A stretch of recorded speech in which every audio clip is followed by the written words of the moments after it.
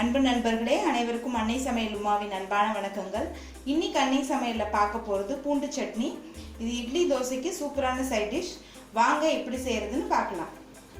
கடாயில் தேவையான அளவு நல்லெண்ணெய். முதல்ல 10 காஞ்ச மிளகாய் சேர்த்துக்கலாம். ஸ்லோலே வச்சு கலர் மாறாத மாதிரி நல்லா வறுத்துக்கோங்க. பூண்டு சட்னியை நல்லெண்ணெயிலே பண்ணிங்கன்னா டேஸ்ட் ரொம்ப நல்லாயிருக்கும். அதே நேரத்தில் உங்களுக்கு காரமாகவும் இருக்காது. நான் 10 காஞ்ச மிளகாய் எடுத்திருக்கேன். நீங்கள் விருப்பப்பட்டீங்கன்னா கொஞ்சம் கம்மியாக கூட போட்டுக்கலாம். இப்போ மிளகாயை நல்லா வறுத்தாச்சு. அடுத்தது 1/4 கப் பூண்டு சேர்த்துக்கலாம். பூண்டை வதக்க தேவையில்லை, உங்களுக்கு அளவுக்காக காட்டுறேன். இப்போ மிளகாயும் பூண்டையும் தேவையான அளவு தண்ணி சேர்த்து மிக்சியில் நைஸாக அரைச்சிக்கலாம். கடாயில் தேவையான அளவு நல்லெண்ணெய். முதல்ல 1/4 டீஸ்பூன் கடுகு,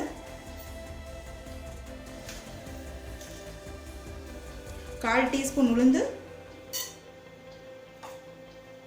அடுத்தது கொஞ்சம் கருவேப்பிலை சேர்த்துக்கலாம்.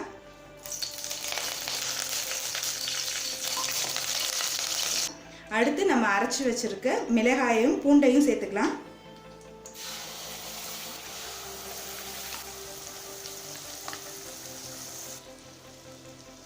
அடுத்தது ஒரு தக்காளியை மிக்சியில் நைஸாக அரைச்சி இதில் சேர்த்துக்கலாம். தேவையான அளவு உப்பு.